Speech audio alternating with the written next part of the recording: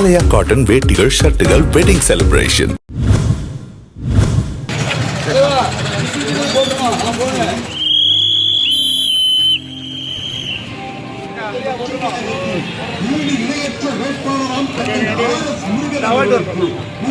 திருநெல்வேலி தொகுதி தாவேக்க வேட்பாளர் RS முருகன் நெல்லை கீழரத வீதி, வாகையடி முனை, டவுன் காய்கறி சந்தை, தெற்கு ரத வீதி என வீதி வீதியாக சென்று வாக்கு சேகரித்தார். அப்போது தனது சொந்த செலவில் தொகுதியில் திருமண மண்டபம் கட்டித் தருவதாக அவர் வாக்குறுதி அளித்தார்.